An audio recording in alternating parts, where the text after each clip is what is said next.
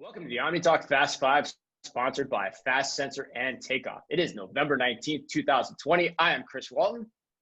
I'm Ann Mazinga. And I am Emma the intern. And that intro was corny because, hey, that's what we do at Omni Talk. Today, we're going to talk TJX getting into e-commerce, Target and Walmart's big earnings reports, Instagram's new redesign, another big get for Instacart, and Simon Properties helping to facilitate customer returns. Other big news this week, Amazon announced that it's getting into the pharmacy business. We're not going to cover that this week because we think these other topics are cooler. Believe it or not, we really do, but we are going to pay some pretty close attention to it. And as we learn more, we will continue to keep you updated. But my big question to start us off before we get to the headlines is, and Emma the intern, I think there could be some signs of hope. I mean, are we starting to turn the corner here in 2020? We've got news about vaccines, Minnesota shutting down, but we've gotten vaccines. Olivia Wilde is now back on the market. Like, unbelievable. It's like a new hope for me. I'm excited. There's things to look around the corner for. Am I crazy? No, I think you're absolutely right. And I think that that's a running theme, at least it was for me as I was researching the stories for our Fast Five today. I'm thinking post-pandemic. I got to go beyond right now and start to look for the light at the end of this very, very long tunnel. Emma, what about you? Totally agree. I am very much focusing on the light, on the tunnel, no matter how long it is. Yeah, and we've got some big Omni Talk news this week too. I think that's another reason I'm excited is because we have something to tell our loyal listeners. You guys are going to hear this a few days before. We're going to announce it officially on Monday, but you guys are now in the know and you've done so much work on this. So I think it is only right that you tell everyone what it is that we've been working on here together, really the three of us and more for the last 6 to 8 months. Yeah, we at Omni Talk really wanted to find a way to not just be talking about retail and the future of retail, but actually use everything that we've learned to help our community within the Twin Cities. And so we have built a website called urbanroostershop.com. And at Urban Rooster, we've collected all of the products from 11 local retailers. So everybody can shop safely from their houses and support all their local businesses on one website. We've also partnered with some really incredible influencers locally who have designed their own shops of product from these local retailers who you'll be able to shop as well. So it's our way to try to help support small businesses and retailers in our community. And we really hope that you can go there, go to urbanroostershop.com, check it out. And there's more to come on that too. So stay tuned. Yeah, the official announcement's going to come out on Monday, but this is just really for us phase one. Really, like Ann said, it's us eating what we cook, which we firmly believe in, and continue to eat what we cook as real retailers trying to do retail. Phase one is Minneapolis. We hope to take it to more cities soon. Check it out. Let us know your feedback. We want to get better too, but we are excited to share it with you guys, our loyal listeners, first before everyone else. And where can they go again to check it out? Go to urbanroostershop.com and shop local. Support your local businesses this holiday. They need you more than ever. Okay, Chris, take us to the stories. I've got the first story today, and this story is cool, especially in light of what we've talked about in the past. But according to Retail Dive, in a performance that topped analyst expectations, off-price retailer TJX on Wednesday said that its third quarter sales only fell 3.2% over the prior year, while their store comps fell 5%. But here's the story. In even bigger news, the company also announced that it will roll out e-commerce for home goods later in the year because home goods store comps actually rose 15%. And should TJX have egg on its face for now getting into e-commerce and saying it will do so publicly? I mean, they're definitely singing a different tune than they were in Q2, right? Like he was vehemently against going online, like more than anybody we've ever seen, I think. Didn't we call him out for arrogance? It was pretty, like we did. It was pretty powerful statement, we'll say, especially when everybody was going online and the stores were starting to have very strict restrictions. But I think what this shows us ultimately is that you cannot be reliant on one channel anymore. I mean, unless you're like somebody that's doing a flea market or a farmer's market or something, and even those types of industries and categories are going online now, I think you have to be thinking about what you're online experience is going to be and what your offline is going to be and how your customer is going to want flexibility between both of those options, especially in the home category. Now, for me, I think the biggest question that I have here is what is this online experience going to be like? Because they are 100%. light years behind everybody else in a category that we've been talking about. Pier 1's online now. We have Wayfair now that's your go-to. You have Target and Walmart and all these other places that have similar items. So what is the conversion going to be like? Similar items, not necessarily. Well, let's talk about that more. I don't know if Sure. I totally agree on that, and there's an important nuance there, I think. But Emma, like, what do you think? Like, is this cool? Like, do you think, are you kind of like, haha, I told you so? Like, we were worried about it. Although I wasn't as worried about it. I thought maybe it was a good idea. I remember like people like Jason Goldberg were like, this is dumb when they were making these announcements, them, Burlington, everybody else. But like, what do you think here, Emma? I think it's actually pretty cool, but for the reason that it's one of the only things I can remember actually like making a certain prediction on and being right. So I remember I personally like roasted them back when they said they weren't going online, and now they are. I definitely think you brought up the good points of it's gonna be really hard to compete with Target and Wayfair and Walmart just because they have these they have the home goods section so like perfectly worked out. So I'm not entirely sure what's going to happen, but I will say I would browse the home goods website and I would not go into a home goods store during a pandemic. So yeah, that's something. And I think to Anne's point too, I think it's important to like kind of divorce the pandemic from this, but it's hard to do that too. But like I think there's some things that the pandemic has shown that I think I missed in the beginning too, in the conversation about should they do e-commerce. And I think what my mind went to was should they do e-commerce in the traditional way, where it's all about shipping. And I think what the pandemic has shown us is that it's actually not about that. The digital is so much more than that. Digital is about an interaction point. And to me, what you guys are hitting on, it's more about accessibility. And so I think if I post you, and the point about that I want to make too, the product is different from what you get at a Target and Walmart. Remember, I ran home furnishings for e-commerce for Target. Like the product here is different. It's about the find. It's about the unexpected. You know, it's the things the manufacturers want to get rid of that they can't sell through those normal channels, right? So it's always changing and it's always dynamic.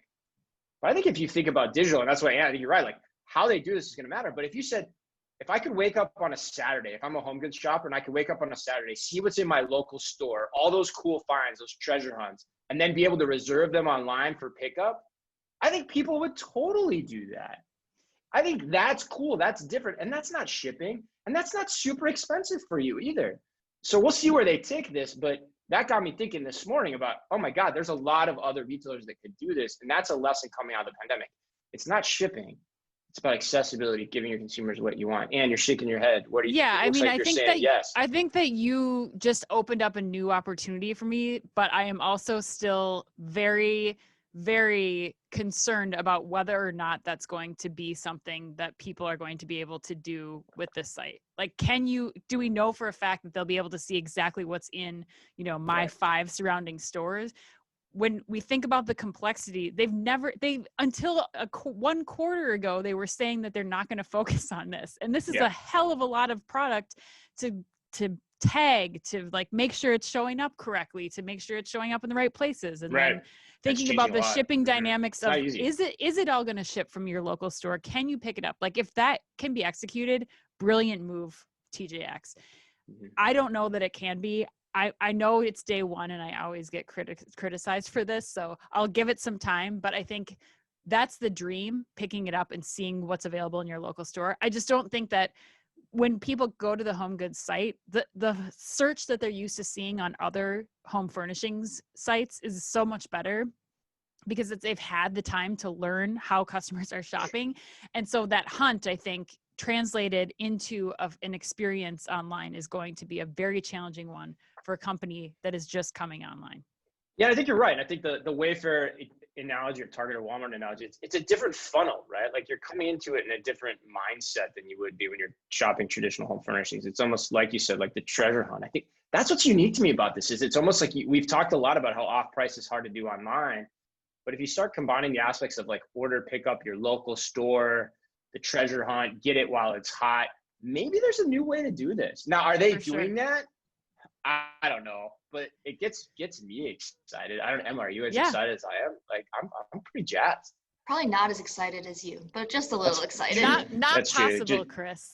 Yeah, it's hard to get past an 11, right? I'm kind of an 11 on this. I think this is cool. I think it has implications for like the apparel retailers that are in this business too. Like, people line up at those stores to get in there, on certain days. Like if you could create that kind of fever phenomenon ahead of time. All right, I've beaten the dead horse. I can hear it neighing in the background.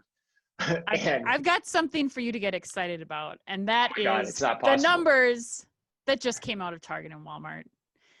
Target just reported that they made over $1 billion in Q3, which is a 46% year-over-year spike in their third quarter profits. They attribute most of this to increased growth in digital sales and same-day services. Holy cow, that's astronomical. Also, we saw from Walmart that their e-commerce sales also grew 79%, strong results across all channels, and helped boost same-store sales and profit margins. Guys, we talked about this at the beginning. I'm going post-pandemic, what's happening here, because I think that while these numbers are banner numbers for both companies, this is great. They're all executing really well on the one-stop shop during a pandemic. How much of this is going to stick, and how much of this is going to change as the pandemic ends, we have a vaccine, and behaviors start to shift? Curious your thoughts. Chris, why don't you start? Oh, okay. Yeah. First of all, these numbers are just, they're ridiculous. Like Bananas. I'm looking out my window now and I almost want to see like a pack of like 10 donkeys just run by me, because like, you just can't even believe how Is insane. that a play on redonkulous? It was, yeah, it was a play. Ooh. Yeah. Literal donkeys running through my window. But the numbers are ridiculous, and kudos to both companies for just being able to pull this off to the degree that they have. It's really crazy. I looked at Target stock price. I just cannot believe how insanely high it is now relative to where it was like 2 or 3 years ago. But I don't know. I think you hit on it, Ann. The takeaways for me on the stories this week, and I think it is important, very important, probably the most important story we're going to do. It tells me, one, same day when you start talking about grocery really matters. We've seen a lot of research on that. And I think you could tell that's why Amazon is going into physical retail. But same day matters. And that can't always be done through shipping like we talked about. Again, it's about availability. And Walmart and Target are well positioned for that. But the other element, the second tier of it, is the one-stop shop. And so under COVID, it's showing just how important that is, because you're not going to want to go spend a lot of time in different places. You don't have the time to spend in a lot of places. And I think those two factors, the one-stop shop, the same day availability across all the different fulfillment types, that's not going anywhere. So you talked about, what's going to change after COVID. I think that's still here to stay. So these two are really, I think, still very well positioned for the long haul when you look at the landscape. The only question I have is, what does it mean for the in-store experience, right? Like, how is the in-store experience changing digitally, and what else is to come there? As you start talking about computer vision, scan and go, checkout free, Walmart's been, ahead on some of those angles, relatively speaking, to Target. And, that there's still a space for somebody to come in there and do something, around like the one-stop shop reimagination. We're going to probably get to that on the digital side a little bit here, but that's the one thing. But I think God, that's going to take years, and these guys are incredibly well positioned. Emma, what about you? Are you all in forever and always on the same day pickup and online versions from Walmart and Target? I think I personally am going to be on that boat for the rest of my life, but I don't see, I definitely think that those numbers are going to drop off once people really feel safe going back into a store. I think I'm like the minority in that. What if anything is getting you inside a Target or Walmart now and post pandemic? A lot of times Target's, I haven't shopped at Walmart in forever, but a lot of times Target's fridges are full, so you can't get any fresh produce or anything cold. So that's the only thing that gets me to actually go in the store. For same day pickup, you mean? Yeah. Yeah, which we have to believe will improve over time, I would imagine, is, they're seeing this increase. We've even seen it, I think, in some of our local stores here, just how they've continued to improve the process. I think the other angle here too, Ann, is I'm even shorter on malls. We're going to touch on this on the end, but I think the other thing too is you start talking about the one-stop shop, same day availability, different fulfillment types. Again, with malls going away and those not being as needed for people, where do the brands that are inside those malls go? Where do they get their points of distribution? Where, what channels do they start to take advantage of? And you have to think, I mean, Ulta may be the first kind of indication of this last week. Just Right. going to see more of that. So I don't know. It feels like the beachhead is really, really strong. Yeah, I mean, we've even talked about this, Chris, with listener Dana, about like, what is the definition of a department store anymore? I mean, it used to be the one-stop shop for apparel, for home goods, for all these things. And now you're starting to see, like, to your point, I think Walmart and Target starting to fill those gaps, and at a price point that's not, so crazy and attainable for people, especially when people are have money to spend right now in very limited places, not entertainment, not dining. Like, all of their spending is and can happening. They're treating themselves in these types of places. Yeah, and I think and we'll get to this, I think, in story 4, but like, yeah, over the next, I'd say 3 to 5 years, what is the digital manifestation of the one-stop shop, and where do we go? Do we still by default go to a Target or a Walmart like everyone in the pandemic is seemingly doing right now? Or is there someplace else we go? But we'll get to that in a second. Emma, you're up next. All right. So Instagram has redesigned its home screen for the first time in years. What they've done is that they've added a Reels and a Shop tab to the home screen down where you used to have your Likes tab and your Create tab to post things. And your Likes tab and your Create tab have moved up to the top right corner. So I like this a lot. You do? I think. Oh, I thought you were going to hate on this. Okay, you like it a lot. You got to let me finish the statement though. Okay. So I like it. All right. I like it a lot because I use Instagram primarily to discover brands and products. Like, it has become the shopping app for me. However, my social circles on social media who are not in the retail world, I have not seen a single positive comment on this. People hate this. Really? So, what do they say? That is pushing capitalism. It's an app meant for sharing your life. You're not supposed to be forcing the purchasing on people. Everything's about spending money, etc. So I like it just because that's what I was already using Instagram for. But yeah, the other Gen Zers do not seem to like this at all. So you do like it, but you introduced the caveat for all the friends on social media that are pissed off because they're Emma wants no mail about her disapproval of that part. Yeah, right. Everyone listening is now like, Emma, you sold out. But No Ann, hate mail. Yeah, right. Ann, do you like this? Well, we I talked think a little bit about last week. Yeah, I think Emma hit on one major thing, and that is Discovery has officially moved into the digital realm, and Instagram and Facebook shops own that. I think there are definitely some negatives. We'll hear those, but I mean, you don't need to go anywhere else anymore. And you also don't need to follow or participate in the shops. It still can be the platform that you want it to be. If you just want it to be for discovery, that's fine. But if you want it to be for shopping, for discovery, for connection, it can be all of those things. And I don't think there's anything wrong with the company focusing on trying to serve as many of their followers in as many ways possible. But yeah, I know you love this chocolate milk.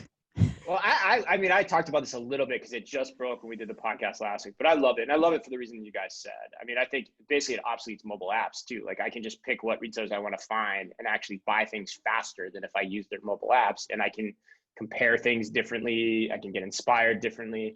All the things you said. And I think it's cool to hear Emma say that too, because I think she's dead on. I think the question I have for the haters, Emma, for you is, like, I think of this like the Apple redesign. Like, when Apple redesigns their phone, like, I remember, Ann, you got the new phone. You're like, where's the button? It sucks. And I can't use my wife's phone for the same reason. Did I say that? Or was that you? Well, you were at first were like, it was like for a week. But that's my point. Like, you get used to it and you hate it for a little bit. And so my question to the haters, Emma, is like, but are you going to give it up? Like, no, are the haters going to give it up? Are they going to give up? They're not, right? No. And the other point is, I did some research on this. You'll like this, Ann. Is there are 130 million new babies born every year, and we have to remember this is a worldwide thing. That means in a given year, give or take, the math's not exactly right, but there's 130 million new users on Instagram potentially every year. And so every time one of those new users comes on Instagram, they don't know any different. It's just how it is. And so, like, that's just it. And so if it's creating the behavior that we're talking about, I just think that's super powerful. And I think when you think of it in that context, it's really profound when you start talking about the long-term prospects of Facebook as a retailer, especially in the US. Yeah, and like you were saying last week, I mean, it's not these other retailers are going to have to start thinking about not just how they compete with Amazon, but how they're competing with platforms like Facebook or Instagram as the retailer, the major retailer, especially when discovery is involved. Yeah, as the mall real estate, honestly, right? As like the new social form of mall real estate in a lot of ways. But all right, well, I've got story number 4. We teased this one a little bit. This one is big. Best Buy this week announced that it also will use Instacart for same-day deliveries. According to Retail Dive, customers can now purchase products through Instacart's mobile app from local Best Buy locations and select the time frame for their delivery. Best Buy is now also a part of a growing group of retailers that have now partnered with Instacart and that we have covered on this program. Retailers from the likes of Rite Aid, Bed Bath & Beyond, Staples, Walmart, and Sephora. What do all of those have in common? Well, really, none of them are about groceries. They're about everything the hell else. Man, I don't get this. I don't understand why Best Buy would do this. I know they're local here to us in Minneapolis. This one makes absolutely no sense to me. But Ann, am I missing something? Well, let me play off of that a little bit, because here's what I'm imagining is happening at our neighbor's Best Buy. Now, if Best Buy is going to find out, do we, in order to compete with Amazon, in order to compete with everybody else out there, especially during this particular time in a pandemic, is this an easy way for them to test what kinds of products people want same day and to figure out if it's an investment that's worth making for them to do over the, throughout the long haul? Does this make sense as somewhere that they should invest teams and resources? And so I think to do this right now as a test during what will for sure be the most used time, because people are at home and are needing things like electronics, or their kids are doing virtual learning and they might, be willing to go into the Instacart app and have that experience. That is something that I think is worth a test. Now, I do have a couple of questions around how this is happening, and like to some of the points we made on earlier shows about like the whole Instacart subscription and what benefits I get from that. Like, it's still not an ideal experience to shop this if you go through the Instagram app. I think people are used to going to Instacart. Best Buy. Yep. Sorry, Instacart. Thank you. Going into that app and, ordering groceries and other things, like one-off things like a charger, things like that. But when you're looking at making major purchases, like some of the larger ticket items, I think you're still going to Best Buy to do that. Now, yes, it's great that I could have that delivered same day, but my bet is that in the long run, Best Buy is going to see that having it available for pickup at one of their, hundreds of stores is just good enough, and that they probably don't need to have this fulfillment, same day fulfillment option for those products. But what do you guys think? So your play here is it's like a short term. You think this is cool if they're doing it only for the short term. I think I potentially could agree with you on that. Emma, anything to add on this? No, I totally agree. When I first read the headline, I was kind of like, oh, I wonder if they're just kind of testing this out to see if there really is the demand for Best Buy to be delivered the same day. Okay, got it. Yeah, I mean, maybe if it's a test, like I can get on board with it. But I think even with tests like this, it's like a slippery slope. Like, you never know how that's going to play out. And, is a test worth it, or can you figure out that a different way versus like, sleeping with the enemy, so to speak, in my opinion. But like, I mean, delivery at the end of the day is a white label service. You just need to get the goods from one place to the other. There's a lot of people that can do this. But like we talked about last week, now what this is essentially doing is you're putting the mindset of same day delivery and how one might shop around that, which as the pandemic has shown, that's how people are shopping, right? It's about convenience. It's always about convenience. Everything we ever talk about on this show comes back to convenience. Now you're putting that into the hands of somebody else who is effectively, like it or not, acting as a retailer. You go on the Instagram app and you shop that way as a subscriber. Instacart. God, we keep doing it. Thank you. Shopify, Spotify, Instacart, right. Instagram. You guys got to find names that are a little more. Yeah, right? Can we not have tech names? Continue with your point. Right. But like, they are now a retailer. There's no ifs, ands, or buts about it. They're a retailer. And Best Buy, you're the one who's always, specialized in like the service, the extra add-on. Now you're saying those things when I know what I want to buy. So say I go to the Google search bar and I type it in, I want to find it, and Instacart's now what pops up in there as an option for me potentially.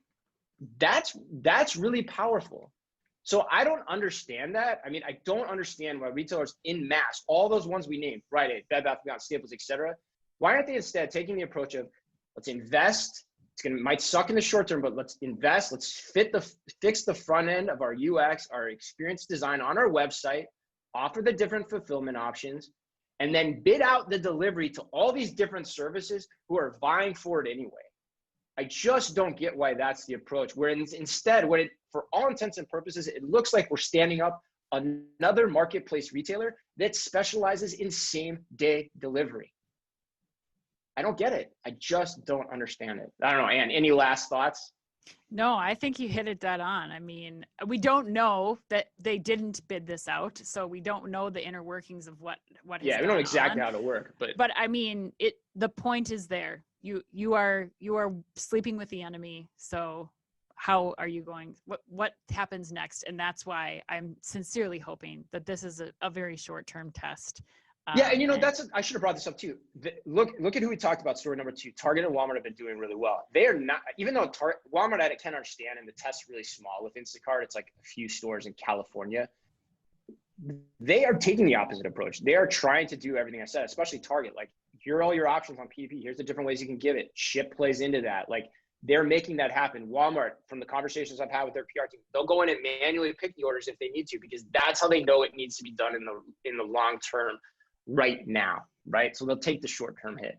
So you see very different approaches, and maybe it's because they have the capital and the ability to do it right now relative to some of these other players as a stopgap. But man, I think it's scary, and gosh, you can see why Instacart's, I think, $30 billion rumored to be the IPO valuation that's upcoming here pretty soon. So pretty crazy. All right, Ann, you want to close this out? I'm going to bring everybody's blood pressure down a little bit. Well, we have a story that will make you all very happy, because when you get those gifts that you don't like for Christmas or whatever holiday it is that you're celebrating coming up, you can now return them at Simon Malls. So Simon Property Group announced this week that they are working with the returns technology platform Narvar, and they will accept customers' returns from brands like Levi's and The Gap at the concierge desks at some of their malls. So what customers can do, you get something as a gift, or you just get a regular return. You have a regular return. You process the return online. You bring the QR code and the product. It doesn't have to be boxed or anything. You bring it to the mall concierge desks. They will take care of that return right then and there. And again, this is live at 6 malls, the Mills at Jersey Gardens and the Forum Shops at Caesars Palace in Las Vegas.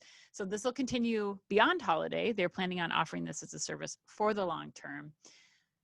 Thoughts on Simon Mall returns? Emma, you going to a mall to return something? No. Why not? I'm curious. Hard no. Hard no. I think this is important. Why not? I just I return everything online and I just mail it. Like, I don't want to go into the mall. I don't want to drive to the mall when I live across the street from 3 post offices. Like, I just don't want to go into the mall. And even then, if I'm returning something from like Levi's, I'd rather just go into the store and then see what like new products they have. That's kind of how I think about it. Can I ask you something on that too, Emma? Like, would you, like, if given the option, would you rather like go to like the FedEx by your house or the grocery store that has this same capability, or someplace that's already part of your like relative routines of life than say the mall? For sure. You would? Okay, that's kind of what I was wondering. Yeah, my take on it's the same, man. Oh, go ahead. I was just going to say, I think that's an important clarification. And Chris, you and I talked about this yesterday, but it becomes more compelling when you start to think about where the future of the mall is headed and who malls, especially Simon included, are looking for to fill some of those anchor tenant slots, like grocery stores and gyms and things like that. Like, that to me starts to make this argument more compelling for the regular returns process, not the, the current state of the mall as it exists today. But what were you going to say, Chris? Yeah, no, I think you're dead right. That's exactly what I was thinking. I mean, I think this is something like the malls have to do, but I think ultimately the sad part of this is why I'm a little short on malls. I don't think this solves anything. Like, I think you almost just have to do it, but I think it still introduces some friction. Like, to your point, like as a customer, I go to the mall, I kind of want to turn it to Gap because I might get credit for my purchase. I might buy something else at the Gap. You know, that might be part of what I want to do. It might not be great for the retailers. You know, I think it's an important aspect to think about. I think the more interesting thing is really like, how do you get all the online people that don't have stores, and where do you do those returns? Maybe that gets you into the mall versus the mall, you know, purveyors themselves. But I think it's more about the flow. Like, you know, where do you go in your life and where do you want to be doing that things? That's why doing those types of things. That's why I like the Happy Returns approach so much better. The podcast we just did with them, we're talking about FedEx locations in Walmart stores. That just makes a ton more sense to me. And so you're right. I think you guys still come back to, and you're right, the only way for malls to get out of this is they have to become a central, more routine part of people's lives than just the thing that we used to go to discover product on the weekends, when now we can do that with Instagram and now Instacart too. Like, I just don't see how that works. And that's a really hard things to change, especially as you start talking about those lesser tier malls that are maybe like, you know, in, you know, areas where they already have established grocery stores and don't need another one. Right. No, for sure. Yeah. The only silver lining I think here is that this is contrary to what we were talking about last week with bringing the physical shops inside the JCPenney's. This is showing some investment in how the mall owners are thinking about the things that they're providing for the tenants, or consolidated returns points and all these things that I think they realize, to your point, Chris, like it's now or never. If you're going to save this, you've got to make sure that you're starting to think about things and this omni-channel shopping experience for that customer, or they're completely gone. Yeah, that's a great way to close. It's like, and actually probably, you know, why we've always had a lens on returns too. It's a good way to kind of test and understand, you know, all the dynamics across the different people are going to need to play into this, how the data and technology flows between what every partner in the equation needs. Simon is taking a leadership position here. That's good. You know, hopefully that helps when you start talking about, you know, curbside pickup design or concierge service design at these malls, which could be much more valuable. But yeah, hopefully this at least informs that. So like we said, necessary step, but you know, it's by no means going to really, you know, I think turn the ship in any, you know, major direction. All right. Well, that closes us up. Some fun birthdays today. Happy birthday to Dick Cavett, who I'm sure Emma the intern has no idea who that is, Meg Ryan, and one of my all-time Freaky Friday favorites, Jodie Foster. And remember, if you can only read or listen to one retail blog in the business, make it Omni Talk. Our Fast Five podcast is the quickest, fastest rundown of all the week's top news, and our twice-weekly newsletter tells you the top 5 things you need to know each day, and also features special content exclusive to us and just for you, and all within the preview pane of your inbox. You can sign up today at www.omnitalk.blog. Thanks as always for listening in, and please remember to like and leave us a review wherever you happen to listen to your podcast or on YouTube. Be sure to check out our new retail concept, urbanroostershop.com, that will launch officially on Monday. And of course, as always, be careful out there. The Omni Talk Fast Five is brought to you by Fast Sensor. Fast Sensor is the first AI-powered intelligence platform that provides business owners with ROI-focused optimization tools tailored to fit your organization. With Fast Sensor, you can successfully monitor safety, efficiency, and journeys across your organization, from customer flow to queue management to the effectiveness of digital signage and promotions. Visit fastsensor.com to learn more. And Takeoff. Takeoff is transforming grocery by empowering grocers to thrive online. The key is micro-fulfillment, small robotic fulfillment centers that can be leveraged at a hyper-local scale. Takeoff also offers a robust software suite so grocers can seamlessly integrate the robotic solution into their existing businesses. To learn more, visit takeoff.com.